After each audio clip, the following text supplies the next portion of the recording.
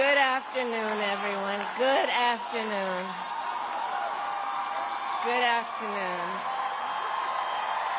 Good afternoon. Thank you all. Thank you, thank you. Thank you, thank you. So let me say, and I love you back. And I love you back. So let me say, my heart is full today. My heart is full today, full of gratitude for the trust you have placed in me, full of love for our country, and full of resolve.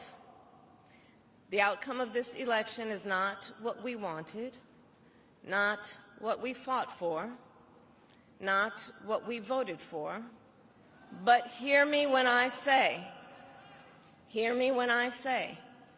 the light of America's promise will always burn bright. As long as we never give up, and as long as we keep fighting.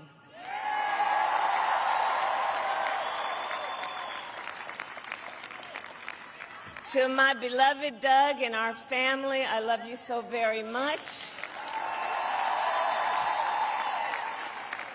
To President Biden and Dr. Biden, thank you for your faith and support. To Governor Walz and the Walz family, I know your service to our nation will continue.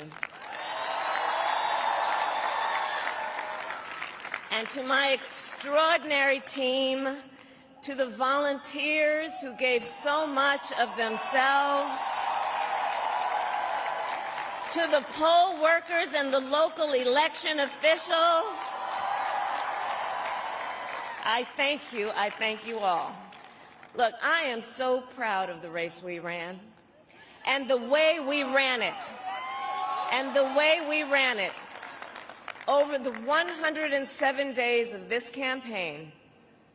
We have been intentional about building community and building coalitions, bringing people together from every walk of life and background, united by love of country with enthusiasm and joy in our fight for America's future.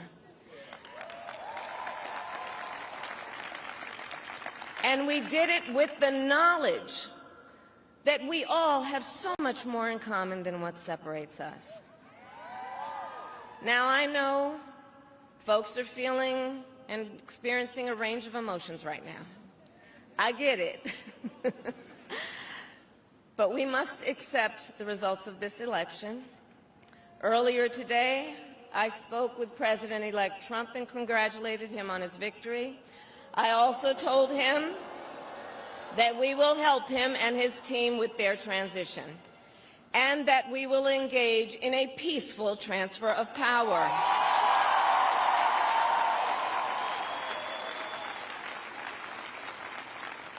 A fundamental principle of American democracy is that when we lose an election, we accept the results. That principle, as much as any other, distinguishes democracy from monarchy or tyranny, and anyone who seeks the public trust must honor it. At the same time, in our nation, we owe loyalty not to a president or a party, but to the Constitution of the United States.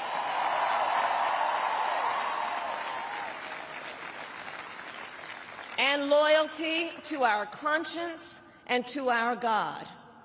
My allegiance to all three is why I am here to say, while I concede this election, I do not concede the fight that fueled this campaign.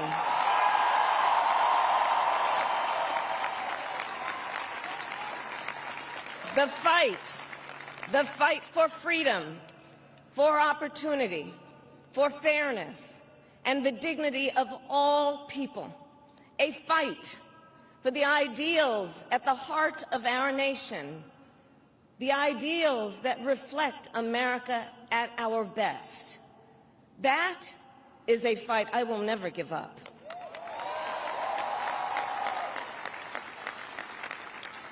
I will never give up the fight for a future where Americans can pursue their dreams, ambitions, and aspirations, where the women of America have the freedom to make decisions about their own body and not have their government telling them what to do.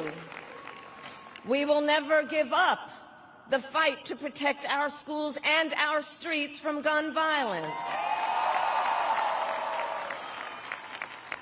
And America, we will never give up the fight for our democracy, for the rule of law, for equal justice, and for the sacred idea that every one of us, no matter who we are or where we start out, has certain fundamental rights and freedoms that must be respected and upheld.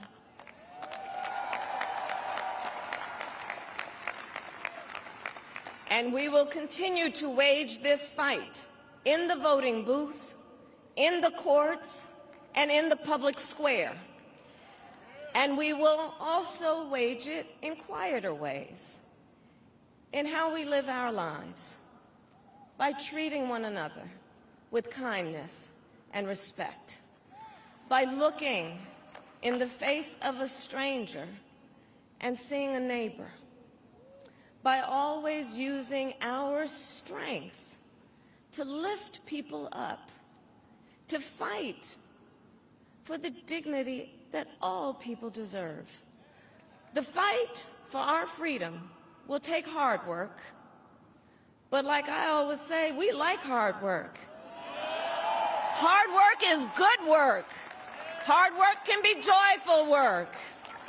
And the fight for our country is always worth it. It is always worth it.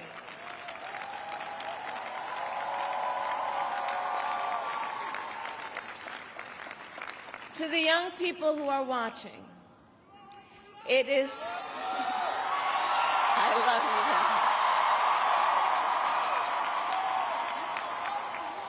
you. To the young people who are watching, it is okay to feel sad and disappointed, but please know it's going to be okay. On the campaign, I would often say, when we fight, we win. But here's the thing.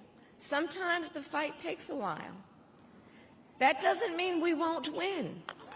That doesn't mean we won't win. The important thing is don't ever give up. Don't ever give up. Don't ever stop trying to make the world a better place. You have power. You have power. And don't you ever listen when anyone tells you something is impossible because it has never been done before.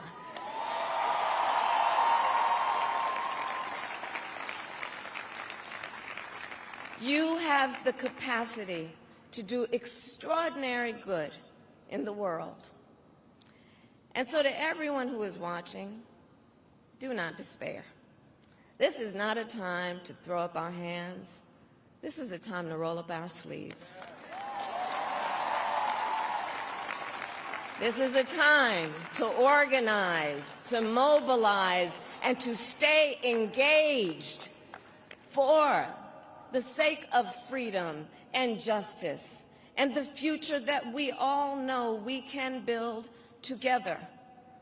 Look, many of you know I started out as a prosecutor, and throughout my career I saw people at some of the worst times in their lives, people who had suffered great harm and great pain, and yet found within themselves the strength and the courage and the resolve to take the stand, to take a stand, to fight for justice, to fight for themselves, to fight for others.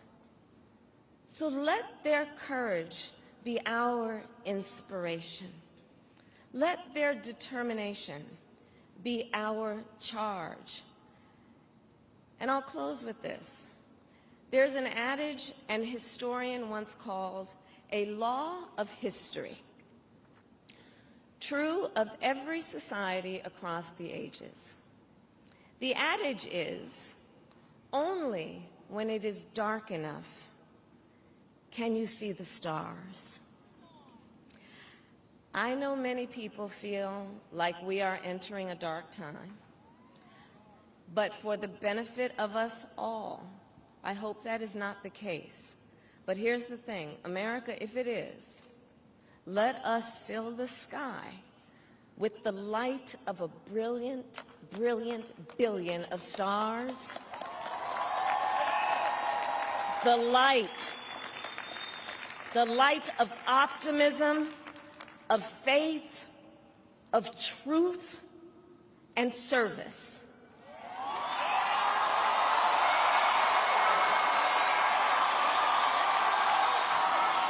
HU. And may that work guide us, even in the face of setbacks, toward the extraordinary promise of the United States of America. I thank you all. May God bless you, and may God bless the United States of America. I thank you all.